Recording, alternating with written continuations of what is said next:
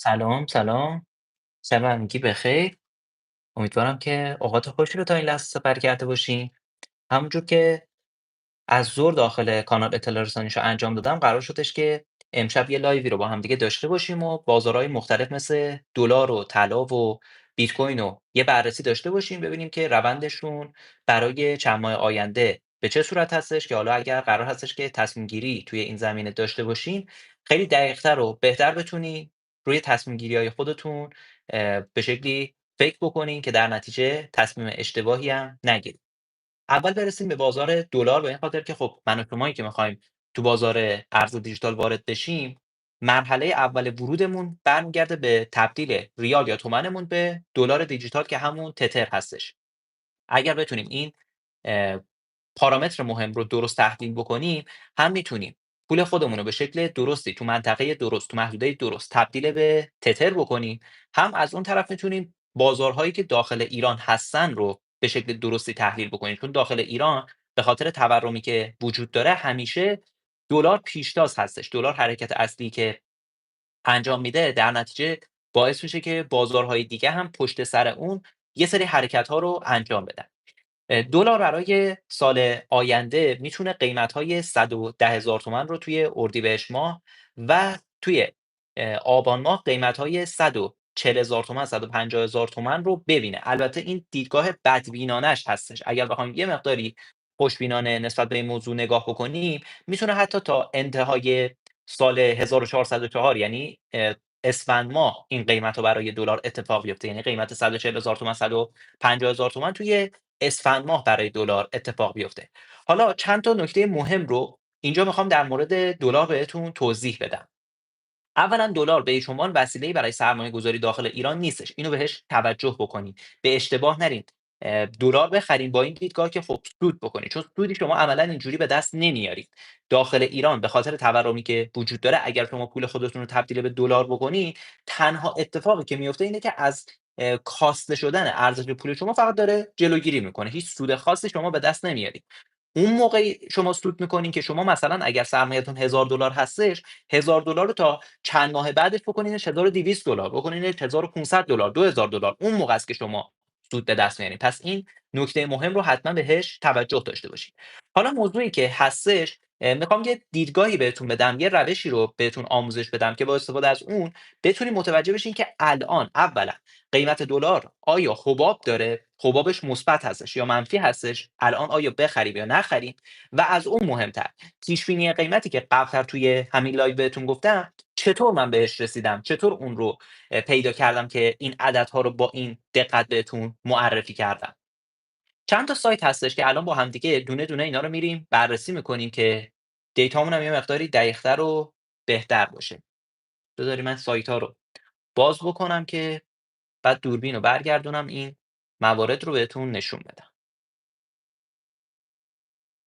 خب سایت اولی که باهاش کار داریم سایت tgju.org هستش. احتمالاً این سایت رو میشناسین، سایت خیلی معروفی هستش. داخل این سایت اگر وارد بشین، اینجا میتونیم قیمت دلار روز رو مشاهده بکنیم. ما با این موضوع خیلی کاری نداریم. نرخ دلار رو اینجا میتونید ببینید. قیمت دلار رو که بهمون نمایش میده، قسمت پایین‌تر هم اگر بیایم نرخ دلار دولتی هستش. با این اصلا کاری نداریم. چون قیمت دلار دولتی چیزی نیست که ما بخوایم براش حالا کاری بکنیم و به شکلی محاسبه انجام بدیم. چیزی که برای ما مهمه قیمت دلار بازار آزاد هستش که حالا داخل سایت TGJU اگر این دیتا رو به شکل درستی بهتون نمایش نمیداد، یعنی شما مراجعه کردین و دیدین که قیمت دلار رو اینجا قید نکرده، میتونه از طریق کانال های تلگرامی یا اپلیکیشن هایی که قیمت روز دلار رو میزنن از اون طریق قیمت دلار روز رو مشاهده بکنیم. حالا چیزی که برای ما مهمه و می‌خوایم اون رو ببینیم، نرخ درهم هستش. ما بر اساس قیمت درهم، بر اساس قیمت روز درهم میتونیم یه پیش‌بینی قیمتی برای قیمت دلار رو به دست بیاریم. پس این دیتا رو فعلا اینجا داشته باشین. قیمت درهم رو شما لازمه که داخل سایت TGJU برای محاسبه قیمت واقعی دلار داشته باشین که داخل این سایت اون رو بهتون نمایش میده. عدد درهم رو، قیمت روز درهم رو باید ضرب در عدد 3.67 بکنی. حالا این عدد 3.67 اصلا از کجا میاد؟ داخل همین سایت TGJU اگر یه مقدار اسکرول بکنیم بیایم پایین، یه گزینه‌ای وجود داره به اسم برابری. که اگر روی این قسمت بیشترش کلیک بکنی، اینجا نرخ برابری دلار با درهم رو بهمون نمایش میده که همون عدد 3.67 هستش که قبلا بهتون گفتم. حالا یه مقداری خورده هم داره، با اون خوردهش ما کاری نداریم. 3.67 رو باش کار داریم.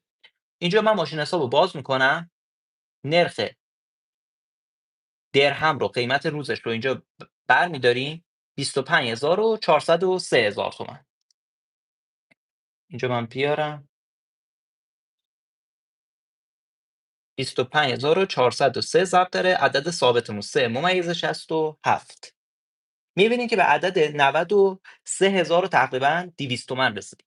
که حالا اگر ملاکمون همین قیمت دلاری باشه که داخل سایت TGDAU بهمون نمایش داده، این عددی که اینجا محاسبه کردیم در واقع داره به ما میگه که قیمت دلار الان حباب مثبت داره یا حباب منفی داره. اگر قیمت دلار بازار آزاد به نسبت این قیمتی که اینجا درآوردیم، عددی که اینجا محاسبهش کردیم کمتر بود، یعنی نرخ دلار الان یه حباب منفی داره. اگر قیمت دلار بالاتر بود، یعنی مثلا الان قیمت دلار بودش 95,000 تومان، 96,000 تومان، یعنی حباب مثبت پیدا کرده، یعنی ارزنده نیستش که روی اون قیمت بخوایم خرید خودمون رو انجام بدیم. پارامتر و فاکتور دیگه‌ای هم که باز با استفاده از اون میتونیم قیمت دلار رو به شکلی پیش بینی بکنیم، ببینیم که آیا حباب مثبت داره یا حباب منفی، بر اساس نرخ تتر هستش. میتونین داخل سایت نوبیتکس که بزرگترین صرافی حال حاضر ایران هست، تو بخش قیمت لحظه‌ای وارد بشین، رو ارز تتر کلیک بکنین. اینجا ارز تتر رو داره قیمتش رو براتون میاره. قیمت تتر توی ایران همیشه 500,000 تومان، 1000 تومان به نسبت قیمت دلار عددش بالاتر هستش. اگر این عدد پایین‌تر بود، یعنی به نسبت قیمت دلار عدد تتر پایین‌تر بود، یعنی احتمالاً یه فشار فروشی ایجاد شده برای قیمت تتر و بر اساس اون قیمت خود دلار، که همین موضوع باعث شده که در نهایت امر قیمت دلار و تتر یک کاهش قیمتی رو داشته باشه. به این خاطر که بازار تتر یه بازار 24 ساعته آنلاین هستش و تعطیلی نداره، اون فشار فروش در نهایت خیلی بیشتر شده، باعث شده که نرخش کاهش بیشتری رو تجربه بکنه. پس بر اساس این دو تا فرمول و این دو تا فاکتور مهمی که بهتون گفتم، میتونیم متوجه بشیم که آیا الان قیمت دلار ارزنده هستش که ما خرید خودمون رو انجام بدیم، یا خیلی بهتر قیمت خود ارز تتر رو خریدش رو انجام بدیم، یا اینکه نه خیلی مناسب نیستش. حالا اگر قیمت دلار تتر بخواد اصلاح قیمتی رو تجربه بکنه، که البته دیگه یه جورایی دور از ذهن هستش، فقط اون اصلاحی بودش که تقریبا یه هفته 10 روز پیش داشتش تا محدوده 87,000 تومان 88,000 تومان اومدش.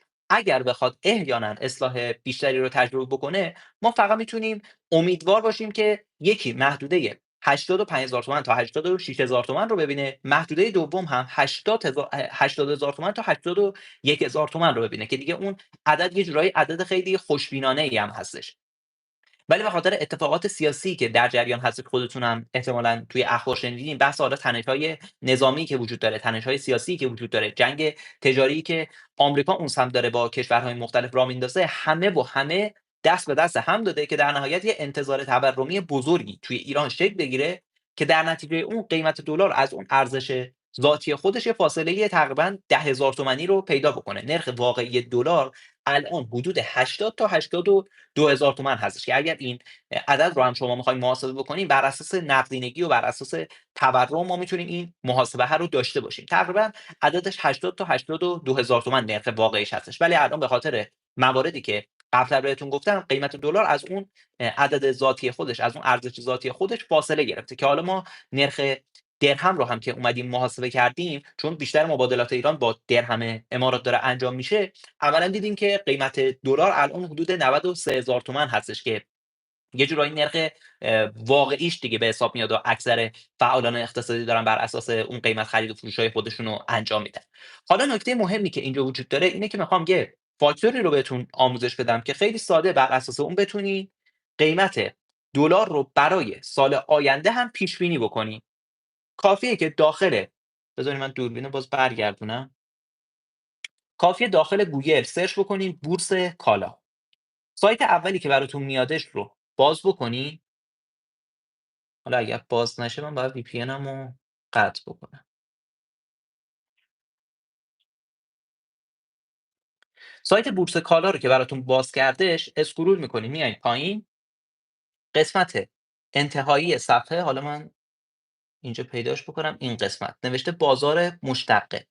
روی این قسمت کلیک می‌کنی، یه صفحه‌ای براتون باز میشه که معاملات آتی رو اینجا برای ما نشون میده. یعنی در واقع فعالای اقتصادی میان تو این قسمت معاملات آتی که شبیه به معاملات فیوچرزی هستش که ما داخل مارکت حالا ارز دیجیتال انجام میدیم، اینجا میان یه سری دارایی‌هایی که وجود داره برای آینده خرید و فروش اونها رو به شکلی انجام میدن که می‌بینین که صندوق حالا طلای لوتوس هستش، صندوق حالا طلای کهربا هستش، سمش طلای خام هستش، حالا زعفران نگین هستش که با اینا کاری نداریم. چیزی که ما باهاش کار داریم، می‌خوایم بر اساس اون پیش‌بینی قیمتی رو برای دلار داشته باشیم، گروه شمش طلای خام هستش. اینجا توی چند تا تاریخ مهم افراد و فعالان اقتصادی اومدن خرید طلا رو روی این شمش طلای خام انجام دادن. اگر دقت بکنین اینجا نوشته 31 اردیبهشت 1404، این یکی 28 مرداد 1404، این یکی 20 آبان 1404. ما بیایم برای اردیبهشت این محاسبه رو ببینیم که چه عددی هستش. اگر دقت بکنین توی تصویرم مشخص باشه، قیمت 1 گرم طلای 24 عیار، دقت بکنید که طلاش 18 عیار نیست، 24 عیاره. قیمت 1 گرم طلای 24 عیار توی این معاملات آتی الان داره 10,265,000 محاسبه میشه. حالا بریم نرخ طلا رو ما امروز ببینیم که چه عددی هستش. اگر نگاه بکنین طلای 24 عیار در حال حاضر عددش 8,800 و تقریبا 90 و خورده‌ای هستش. بریم حالا با هم دیگه یه محاسبه بکنیم ببینیم که چقدر اینا با هم دیگه اختلاف دارن. من بیام اینجا این عدده رو دقیق ببینم، 10,265,000. این عدد رو اینجا وارد می‌کنیم، 10,265,000 تقسیم بر عدد هر گرم طلای 24 عیار امروز. تقسیمش بکنیم 8,899. می‌بینین که تقریباً 15% قیمت طلا قرار هستش که اون تایم گرونتر بشه.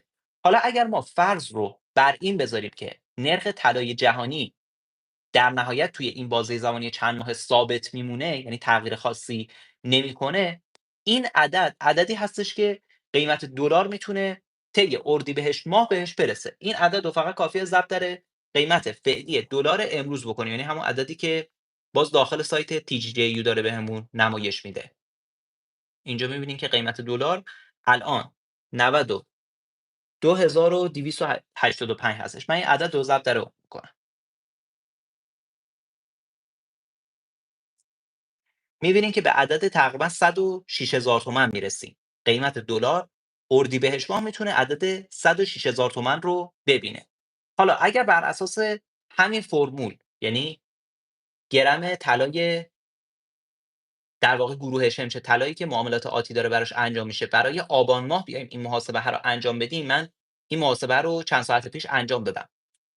تقریبا به عدد 148,000 تومان میرسیم برای آبان ماه که عدد خیلی بزرگی هم هستش که البته یه جورایی به خاطر بحث مکانیزم ماشه‌ای هستش که توی مهر ماه قرار هستش که متاسفانه فعال بشه، که اگر این اتفاق بیفته تحریم‌های خیلی شدیدتری برای ایران اعمال میشه که این موضوع در نهایت فشار اقتصادی رو برای کشور بیشتر میکنه. همین موضوع در نهایت باعث میشه که انتظارات تورمی افراد بیشتر بشه و ریال خودشون رو بیشتر از قبل تبدیلش بکنن به دلار یا طلا، که همین موضوع خب منجر به این میشه که افزایش قیمت بیشتری رو ما روی دلار و طلا داخل ایران داشته باشیم. پس بر اساس این فرمول ساده‌ای که بهتون گفتم، خیلی ساده دیگه، از این به بعد شما خودتون هم میتونید پیش بینی برای نرخ طلا و همینجور قیمت دلار داخل ایران داشته باشین. البته یه نکته مهمی رو بهش توجه داشته باشین، این یکی از اون فرمولای ساده‌ای هستش که شما میتونید با استفاده از اون پیش بینی حالا آینده رو انجام بدید. و نکته مهمتر این که یه بازه زمانی، یه تلرانس قیمتی حدوداً 5% تا 10% هم باید برای اون در نظر بگیرین. یعنی وحی منزل نیستش که این عددی که ما الان اینجا محاسبه کردیم دقیقاً اون تاریخ قرار هستش که به این عدده برسه. معاملات آتی هستش. افرادی که حالا تو بازار دارن فعالیت میکنن بر اساس پارامترهای اقتصادی، بر اساس اون دیدگاهی که دارن روی این قیمت معاملات خودشون رو انجام میدن. از اونجایی که خب حجم معاملات زیادی داخل بورس کالا داره اتفاق میفته، به این دلیل مهم هستش که حالا ما میایم این محاسبه قیمت رو ملاک پیش بینی خودمون قرار بدیم. ولی همیشه تولرانس قیمتی 5 تا 10% رو در نظر بگیریم که ممکنه به این عدده نرسه، یه مقداری کمتر از اون رو در نظر بگیریم. پس این از پیش بینی قیمت دلار و طلا داخل ایران که کامل سعی کردم که نکاتش رو بهتون بگم که دیگه ابهامی براتون باقی نمونه و از این به بعد بتونین محاسباتش رو خودتون هم انجام بدید. حالا نکته‌ای که قبلا هم داخل همین لایو بهتون گفتم اینه که شما اگر برید دلار یا تتر خریداری بکنین هیچ سود خاصی به دست نمیارید. عملا دیگه الان اگر شما داخل ایران طلا هم خریداری بکنین، حالا طلا اگر به شکل حرفه‌ایش خریداری بکنین، برین داخل بورس کالا طلا خریداری بکنین یا اینکه برین طلای آب شده بگیرین که نوع‌های حرفه‌ایش هستش، اه، چندان سود خاصی به دست نمیارین. درسته نسبت به تورم و همینجور دلار یه جورایی جلوتر هستین و دارین سود به دست میارین، ولی به نسبت افراد دیگه‌ای که دارن داخل جامعه فعالیت میکنن عملا سود آنچنان چشمگیری رو نمیتونین داخل بازار کسب بکنین. اگر بخواین یه مقداری حرفه‌ای تر عمل بکنین باید داخل بازارهای پر ریسک که وجود داره مثل بازار ارز دیجیتال هم بخشی از سرمایه خودتون رو وارد بکنین. قبل از اینکه من وارد بازار ارز دیجیتال بشم، اول یه پیش بینی در مورد بحث حالا بورس و خودرو و مسکن هم بهتون بگم، چون همونجور که قبلا هم باز داخل لایو بهتون گفتم داخل ایران این بازارها بیشتر بر اساس نرخ دلار هستش که حرکت اصلی خودشون رو انجام بدن و حالا خیلی الان انتظار دارن که بازار خودرو و بازار مسکن هم سال آینده یعنی سال 1404 یه رشد قیمتی رو تجربه بکنه. اول برسیم با بازار خودرو. بازار خودرو دیگه از اون حالت سرمایه گذاری خودش خارج شده، دیگه رفته به سمت مصرفی بودن. پس اگر شماها سرمایه مازادی دارین، حالا طلایی دارین، دلاری دارین که میخواین به شکلی سود بیشتری رو روش بگیرین، اشتباه محض هستش که بخواین اون طلا و دلار خودتون رو بفروشین، بیاین روی خودرو سرمایه گذاری بکنین یا حتی روی مسکن سرمایه گذاری بکنین به این امید که روی این دارایی ها بتونید سود بیشتری رو کسب بکنین. این کاملا اشتباهه، چون اولا بازار دلار و طلا به نسبت بازار خودرو و مسکن نقشوندگی به شدت بالاتری داره. ضمن اینکه اگر خدای نکرده اتفاقی بخواد بیفته، جنگی بخواد رخ بده، این دارایی‌ها یعنی خودرو و مسکن داخل ایران یه افت شدید قیمتی رو میتونن پیدا بکنن. ولی برعکسش این دارایی‌هایی که در اختیار شما هست مثل دلار و طلا اتفاقا میتونن رشد بیشتری رو تجربه بکنن. چون شما اگر بخواید برین خارج از کشور خب اون دلار رو راحت با خودتون میبرین دیگه. درسته یه سری محدودیت‌ها وجود داره، از یه سقفی بیشتر شما نمیتونید دلار رو با خودتون ببرین. ولی در نهایت خب خیلی راحت میتونید این کار رو انجام بدین و از کشور خارج بشین. طلا رو هم خب خیلی راحت میتونید داخل ایران نقدش بکنین، حالا به یه صرافی به یه طلا فروشی مراجعه بکنین، چنجش بکنین طلای خودتون رو به دلار به یه ارز که در نهایت اون رو به کشور دیگه ای انتقال بدین یا حتی حواله بزنین به کشور دیگه ای که میخواین به اون کشور حالا مهاجرت بکنین یا سفر بکنین. پس این دارایی‌هایی هستن که خیلی راحت‌تر شما میتونین اونها رو نقدشون بکنین و در نهایت باهاشون کنار بیاین. ولی دارایی‌های دیگه‌ای مثل مسکن و خودرو رو اگر شما داشته باشین به این راحتی‌ها نقش‌بندی ندارن. به این راحتی‌ها شما نمیتونین این دارایی‌ها رو دریافت به شکلی بگیرین و در نهایت از کشور خارج بشین. نکته مهم بعدی هم اینه که توی چند سال گذشته بازار مسکن دیگه از اون حالتی که به نسبت بازار دلار و همینجور بازار طلا رشد بیشتری رو تجربه می‌کرده یه جورایی دیگه خارج شده. الان همه مسکن تو سراسر کشور دیگه نمیتونن این رشد رو تجربه بکنن. حتی اگر شما ارزش دلاری بازار مسکن و هر متر قیمت مسکن رو به شکل متوسط تو سراسر کشور برین بررسی بکنیم می‌بینین که از ابتدای سال 1404 تا امروز افت نسبتا شدیدی داشته. یعنی شما اگر مسکن می‌گرفتین درسته به نسبت ریال خودتون، تومن خودتون یه مقدار سود کرده بودین، ولی به نسبت طلا و دلار اتفاقا سرمایه شما کمتر شده بود. اتفاقا شما نتونسته بودین سرمایه خودتون رو اصلا رشد بدین و زمانی که شما نتونین به اندازه تورم و به اندازه خود دلار سرمایه‌تون رو رشد بدین یه جورایی انگار بازنده هستین. ولی با این اوصاف همچنان یه سری از مسکن‌های خاص هم هستن که میتونن رشد خوبی رو تجربه بکنن. اون مسکن‌ها کدوما؟ مسکن‌هایی که متراژشون خیلی پایین باشه، در حد مثلا 40 متر، 50 متر، حتی بعضی جاها ممکنه که 37 متر، 35 متر هم شما پیدا بکنین. این قبیل مسکن‌ها خب نقدوندگی خیلی بهتری دارن. از طرفی مسکن‌هایی که توی نقاطی قرار گرفتن که حالا آب و هوا و همینجور شرایط محیطی اونها یه مقداری بهتر هستش. چون الان ما اگر برین داخل اخبار حالا بررسی بکنیم متوجه میشین که تو 50 سال گذشته بارندگی که توی کشور داشتیم یه جورایی کم سابقه بوده. یعنی این حجم از کم آبی توی کشور یه جورایی کم سابقه بوده. از طرف دیگه ما بحران بحث انرژی رو برای سال آینده همچنان داریم. بحث گاز رو داریم، بحث برق رو داریم که تخمین هایی که زدن، پیش بینی هایی که انجام شده اینو نشون میده که احتمالاً سال آینده سال 1404 ما تقریبا یه بازه زمانی 60 روزه تا 90 روزه بحران انرژی داشته باشیم. یعنی امسال رو که شما دیدین یه سری از روزها کلا کشور تعطیل بود، تعطیلی های مداومی اتفاق میفته به خاطر بحث انرژی. سال آینده میتونه حتی این موضوع تشدید بشه، بحث بحران آب رو هم دیگه باید بهش اضافه بکنیم. حالا مسکن‌هایی که توی مناطقی قرار گرفتن که یه جورایی بحران آب برای اونها وجود نداره، مثل مثل شهرهای شمالی کشور، اینها حداقل مسکن‌هایی هستن که یه مقداری شرایط بهتری دارن. یا حتی مسکن‌هایی که توی حومه شهر قرار گرفتن، یه جورایی مردم راحت‌تر میتونن این دست از مسکن‌ها رو حالا به واسطه وام و جور کردن حالا پول خودشون در نهایت خریداری بکنن. اینها مسکن‌هایی هستن که هم رشد بیشتری رو به نسبت دلار و طلا میتونن تجربه بکنن، هم نقش‌بندی بالاتری دارن و راحت‌تر شما میتونید سرمایه‌گذاری خودتون رو توی این حوزه هم اگر تمایل دارین انجام بدین. ولی اگر سرمایه‌تون کم هستش، اصلًا و ابدا بهتون پیشنهاد نمی‌کنم که وارد بازار مسکن بشین. حتی بازار خودرو هم تقریبا امسال اگر ما بریم به شکل کلی بررسیش بکنیم، می‌بینیم که به نسبت کلی، یعنی کلا اگر بخوایم بررسیش بکنیم، به نسبت بازار دلار و طلا یه جورایی عقب افتاده. اون رشدی که حالا سال‌های گذشته خیلی از افراد به واسطه سرمایه‌گذاری سعی می‌کردن که دریافت کنن، دیگه بهشون نمیرسونه. پس اگر دیدگاه مصرفی دارین، پول حالا اضافی دارین، خونه اول هنوز برای خودتون نگرفتین، میتونین به سمت خرید خودرو و مسکن حرکت بکنین. ولی با دیدگاه سرمایه‌گذاری اصلا و ابدا بهتون توصیه نمی‌کنم. بازار بورس هم اگر به شکل کلی بخوایم یه نگاهی بهش داشته باشیم، شرایطش آنچنان شرایط جالبی نیستش. ممکنه یه سری از سهم‌ها رشدای به نسبت خوبی رو تجربه بکنن، ولی اون چیزی که شما چند سال پیش داخل بازار بورس ایران دیدین، مثل سال 98 و 99 که به یکباره رشد انفجاری برای بازار بورس اتفاق افتاد، من پیش بینیم اینه که این اتفاق دیگه تکرار نمیشه. همچنان یه سری از سهم‌های خاص هستن که فقط میتونن داخل بازار بورس همچنان اون رشدهای خودشون رو داشته باشن و به شکلی رشد خوبی تجربه بکنن، نه به شکل کلی کل بازار بورس و اون هیاهویی که حالا سال 98 و 99 براش وجود داشتش. کلا این بازارها رو دیگه ما بذاریم کنار، برسیم به بحث اساسی خودمون که بازار ارز دیجیتال هست. و حالا توی چند تقریبا یکی دو روز گذشته هم یه ریزش قیمتی داشته و در نهایت خیلی از شماها ترسیدین و ممکنه که بخواین حالا یه تصمیم گیری درستی رو در ارتباط با این بازار برای خودتون انجام بدین.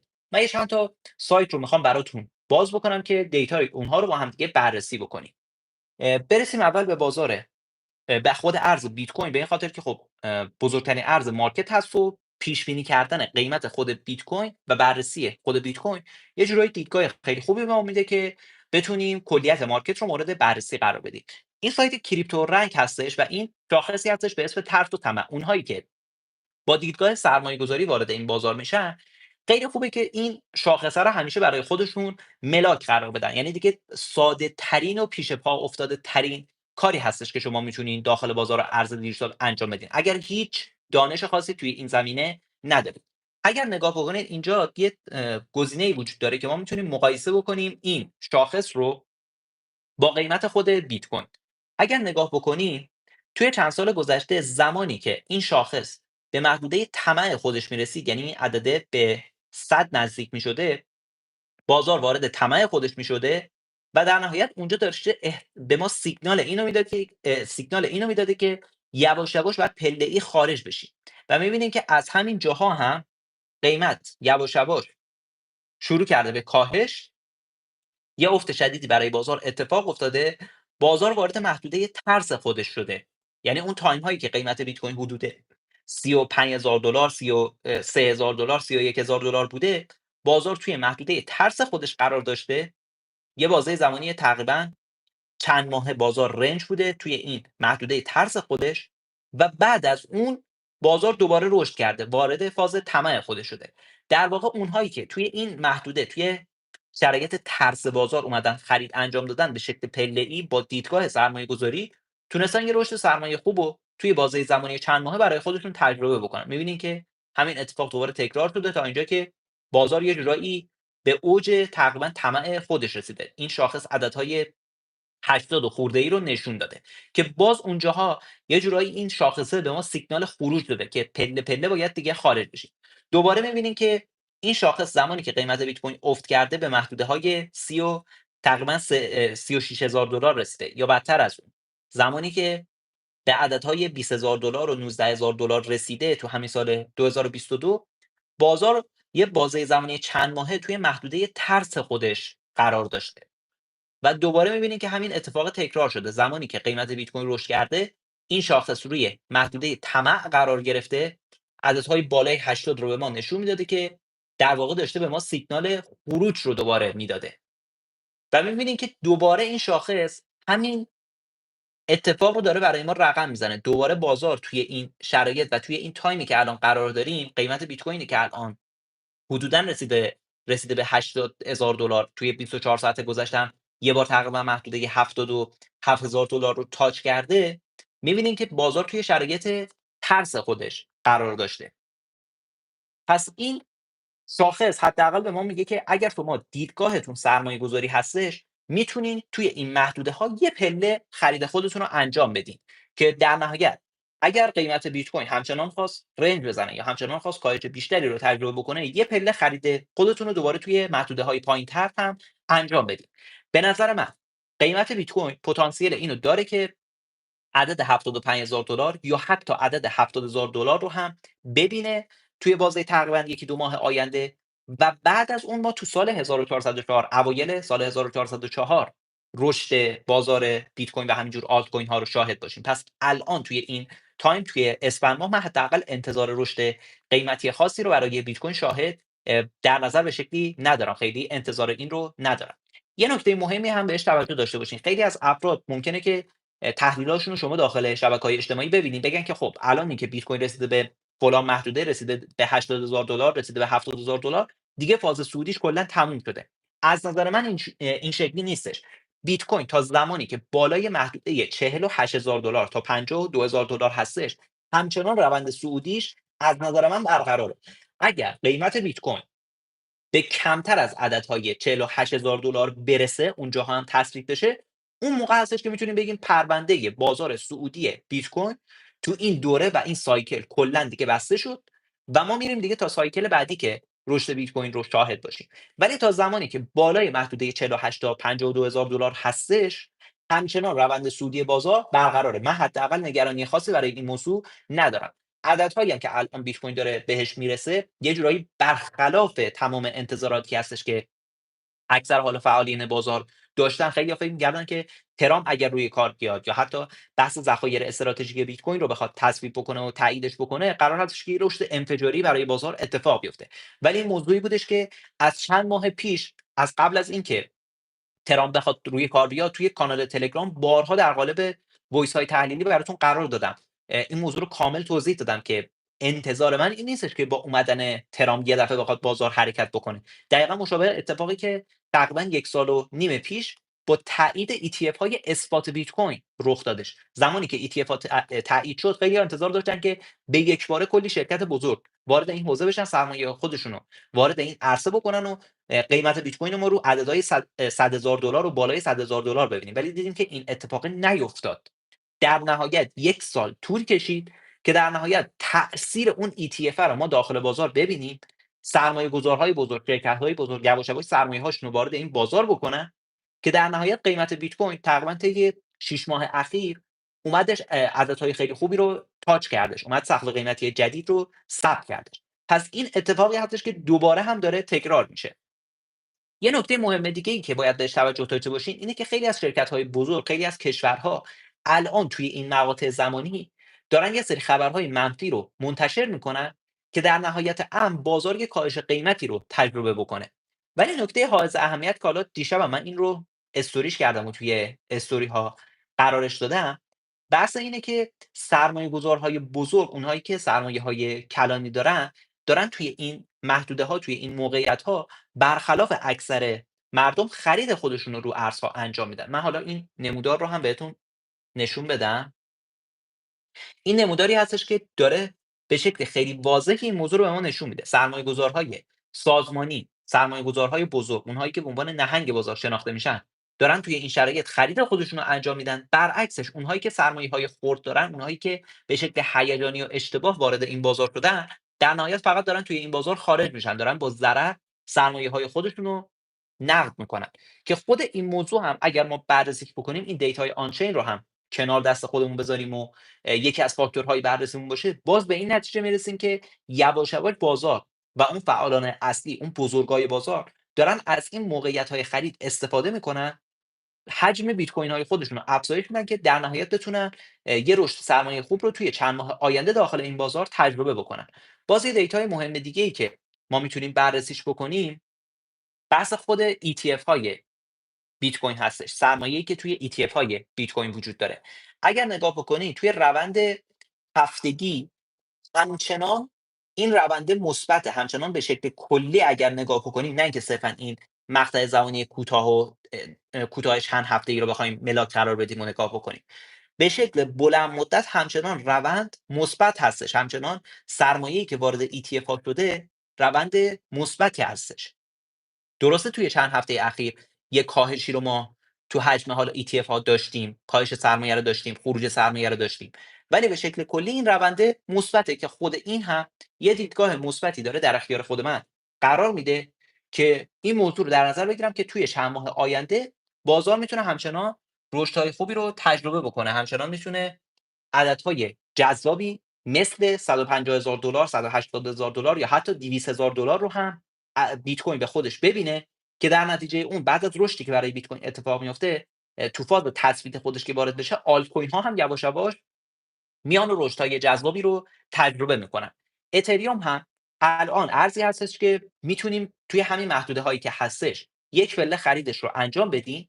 از طرفی زمانی که قیمت اتریوم اگر بخواد یه پله جذاب دیگر رو برامون فعال بکنه، تقریبا محدوده $1,500 تا $1,600 میتونه یه محدوده جذاب ویژه و خاص برای خرید اتریوم ما باشه، که اگر اون ریزشی که قبلا بهتون گفتم برای بیت کوین اتفاق بیفته، قاعدتا کل مارکت من جمله خود ارز اتریوم هم دچار این ریزش قیمتیه میشن و میتونیم توی اون موقعیت ها هم خرید ارز اتریوم خودمون رو با دیدگاه سرمایه گذاری انجام بدیم. باز ارز دیگه ای که میتونیم با دیدگاه سرمایه گذاری نگاه ویژه بهش داشته باشیم، دیتاهای فاندامنتالی خوبی هم برای اون وجود داره، خود ارز سولانا هستش. سولانایی که سال 2022 اگر یادتون باشه به خاطر بحرانی که برای صرافی FTX اتفاق افتادش، در نهایت حتی قیمت‌های $10 و $15 رو به خودش دید، ولی در نهایت دیدیم که اومد تا نزدیکی‌های 300 $300 هم رشد کردش. خب همین ارز سولانا الان خیلی‌ها یه جورایی ازش ناامید شدن، در صورتی که خب اون تایم هم همین اتفاق برای سولانا افتاده بود. دیتاهای فاندامنتالی، دیتاهای آنچینی رو اگر بریم بررسی بکنیم، همچنان شرایط خوبی هستش با دیدگاه بلند مدت، نه دیدگاه کوتاه مدت. دقت بکنید که من دارم توی این لایو یه دیدگاه بلند مدت در اختیارتون میذارم. اونی که تریدر هستش نباید با این دیتا بیادش به شکلی به بازار نگاه بکنه. کسی که تریدر هستش باید بیاد توی تایم فریم های کوتاه، تایم فریم های حالا 1 ساعته یا 4 ساعته، بر اساس استراتژی و سبک معاملاتی که داره تریدای خودش رو انجام بده. خیلی نگاه ویژه به بحث حالا کلان و بحث اقتصاد جهانی و بحث دیتای آنچینی نباید داشته باشه که بخواد اونها رو ملاک قرار بده. اون تریدر هستش، حالا بر اساس ستاپی که بهش سیستم معاملاتیش میده، میاد خرید و فروشاشو انجام میده. ولی کسی که دیدگاه بلند مدت داره، میخواد سرمایه گذاری انجام بده، مخصوصا برای مایی که داخل ایران هستیم و هر روزه با بحث تورم و حالا افزایش نرخ دلار روبرو هستیم، حداقل برای ماها با دیدگاه سرمایه‌گذاری باید یه مقداری دیتاهای کلان این شکلی رو مورد بررسی قرار بدیم.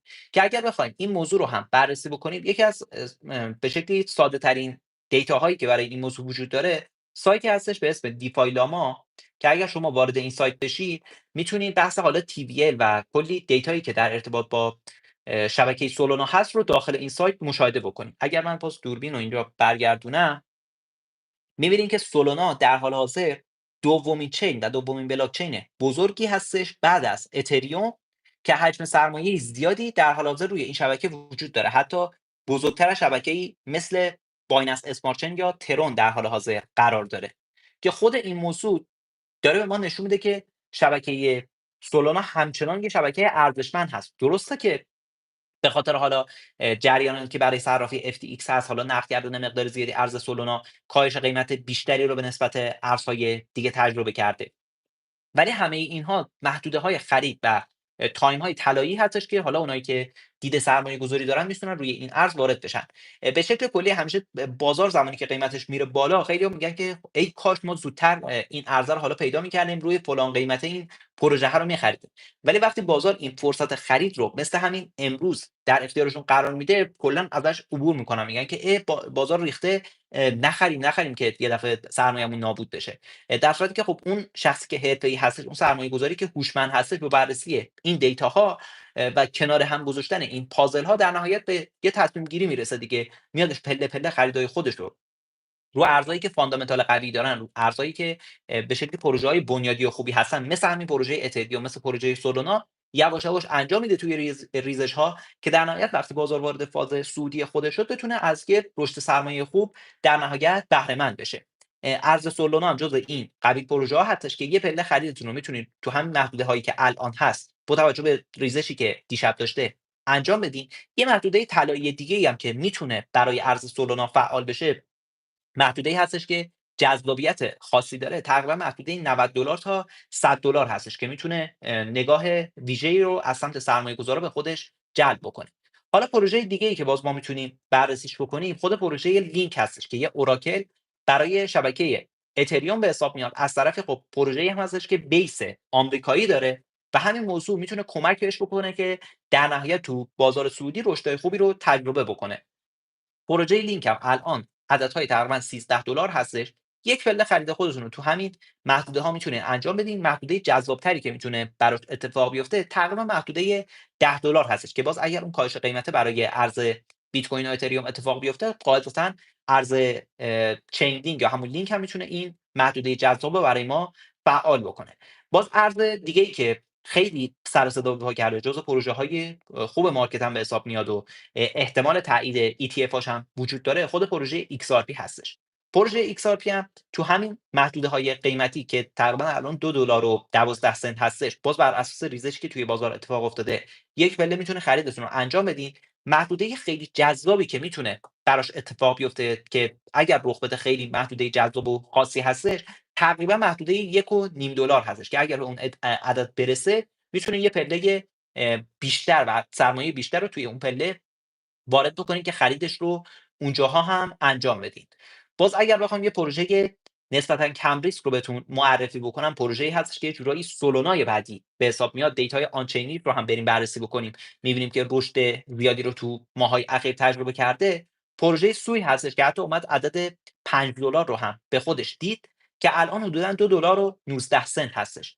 این پروژه هم میتونه عددهای تقریبا $1 و 90 سنت تا $2 رو به خودش ببینه، که این پروژه هم باز میتونه جزو پروژه های خوب و کم ریسکی باشه که شما میتونید توی سبد سرمایه خودتون قرار بدید.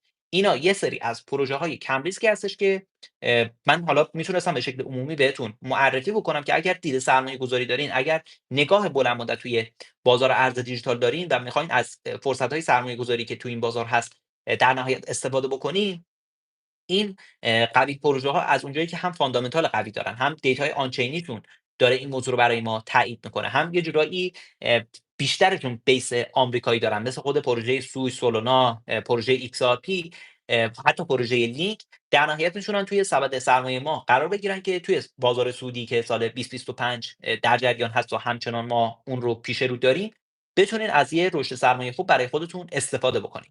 نکته مهمی که باز وجود داره و لازم می‌دونم بهش تاکید بکنم، بحث اینه که اگر بریم روندهای صعودی قبلی بیت کوین تو سال‌های اخیر رو مورد بررسی قرار بدیم، ریزش‌های 40% 30% برای بیت کوین یک اتفاق کاملا عادی و طبیعی هستش. یعنی چیز خیلی عجیب و غریبی نیستش. بیت کوینی که میاد عدد $105,000 $106,000 به خودش می‌بینه، اینکه بخواد یه ریزشی بکنه عدد $75,000 $70,000 رو به خودش ببینه، یا حتی همین الان عدد $77,000 رو به خودش ببینه، خیلی چیز عجیب و غریبی نیستش. این اتفاقا نشون میده که روند بازار یه روند سالم هستش که در نهایت میتونه دوباره اون فاز سودی خودش رو هم به ما نشون بده. ولی اگر بیت کوین همچنان تو همون محدوده $100,000 داشتش نوسان میکردش، رنج میزد تو همون محدوده ها، اتفاقا اون موقع ها ما باید شک میکردیم که بازار سعودی دیگه در کار نیستش و دیگه عملا باید فاتحه بازار سعودی رو برای سال 2025 خونده باشیم. ولی به نظر من که حداقل این موضوع این شکلی نیستش و با سایکل‌های قبلی و روندهای قبلی بازار که میایم بررسیش می‌کنیم، می‌بینیم که همچنان یه آلت سیزن که به نسبت آلت سیزن قبلی که حالا چند ماه پیش اتفاق افتاد، آلت سیزن قوی‌تری هستش، ارزها میتونن رشدهای جذاب‌تری رو تجربه بکنن، ما داخل بازار شاهدش هستیم. البته یه نکته مهمی رو اینجا بهش توجه داشته باشیم. باز موضوعی هستش که چندین بار من داخل وایس‌های تحلیلی کانال هم بهتون توضیحش دادم. انتظار این که آلت سیزنی شبیه به سال 2017 و 2018 شما داخل بازار ببینین دیگه یه جورایی منسوخ شده و مرده هستش. ما اگر آلت سیزن سال 2021 و 2022 رو بررسی بکنیم، حتی همین آلت سیزنی که تو چند ماه گذشته اتفاق افتاده و بررسی بکنیم، می‌بینیم که پروژه‌ها به شکل دسته دسته هستن که حرکت می‌کنن. مثلا تو همین چند ماه اخیر پروژه‌هایی که تو حوزه هوش مصنوعی بودن یه تایمی حرکت‌های خوبی کردن. یه تایمی که پروژه‌هایی که AI ایجنت بودن حرکت‌های خوبی انجام دادن. یه تایمی پروژه‌هایی که تو دسته میم کوین قرار داشتن رشدهای خیلی خوبی رو تجربه کردن. حتی تو روند سودی که سال 2021-22 بود، بریم بررسی بکنیم، یه تایمی پروژه‌های متاورسی بودن، یه تایمی پروژه‌های پلی تو ارن بودن. یه تایمی پروژه‌هایی که تو دسته NFT بودن این رشدها رو تجربه کردن. که در نهایت یه جورایی بازار دیگه به اون هوشمندی و بلوغ خودش داره نزدیک میشه و این نشون میده که هر پروژه‌ای که شما بخرین قرار نیستش که رشد خیلی خوبی رو تجربه بکنه و سود خیلی خوبی رو به شماها برسونه. پس حواستون به این نکته مهم باشه و نرین هر ارز دیجیتالی رو بخرین به این امید که قرار هستش که سقف قیمتی که حالا چند سال پیش بهش رسیده بود رو دوباره تاچ بکنه. خیلی از پروژه‌ها تو روند سودی سال 2021 2022 به اون سقف قیمتی که سال 2017 2018 بهش رسیده بودن حتی نتونستن برسن. مثلا دو تا از پروژه‌های معروف، یکی پروژه بیت کوین کش، یکی پروژه نئو، اگر برید بررسی بکنید نتونستن اصلا به اون سقف قیمتی قبلی خودشون که چند سال پیش رسیده بودن در نهایت دست پیدا بکنن. پس این نشون میده که بازار دیگه یواش یواش داره هوشمند میشه. بازار داره به سمت پروژه‌هایی که بنیادی هستن، یه اتفاق فاندامنتالی براشون در جریان هست، توسعه دهندگانشون فعال هستن، کامیونیتی اون شبکه فعال هستش، دیتاهای آنچینیش داره این موضوع رو برای ما تایید میکنه. به سمت این پروژه‌ها حرکت میکنه و این قبیل پروژه‌ها میتونن رشدهای خیلی خوبی رو در نهایت به ما برسونن.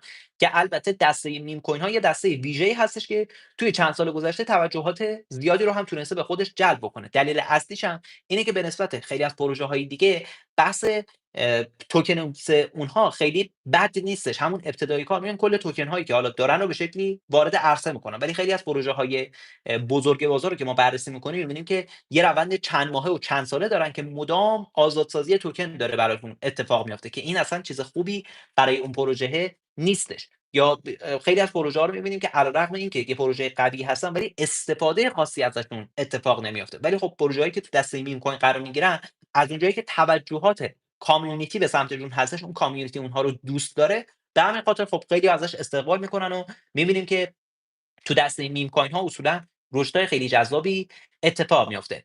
این یه سری نکات کلی و توضیحات کلی بود که خواستم در ارتباط با بازار ارز دیجیتال و کلا تحلیل بازار دلار و طلا در اختیارتون قرار بدم که در نهایت بتونین از توضیحات و حالا نکاتی که توی این لایو بهتون گفتم نهایت استفاده رو داشته باشین. من یه چک اینجا بکنم ببینم که میتونم کامنت ها رو باز بکنم، چون اینجا من تا حالا لایو نذاشته بودم.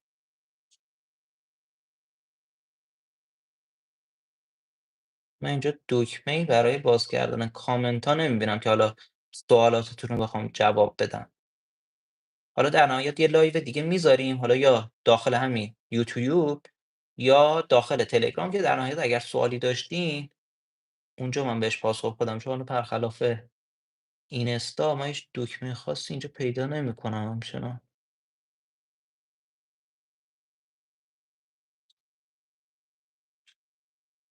خب از اونجایی که من این دکمه رو پیدا نمی‌کنم، نکاتی هم که می‌خواستم و کامل گفتم، دیگه لایو رو به پایان میرسونیم که دیگه خیلی هم لایومون طولانی نشه. حالا طی چند شب آینده دوباره سعی می‌کنم که یه لایوی رو داشته باشیم، ترجیحاً حالا این بار تلگرام، که اگر حالا سوالی، نکته‌ای، چیزی بود اونجا بتونین مطرحش بکنین که در نهایت اونها رو بهتون پاسخ بدم.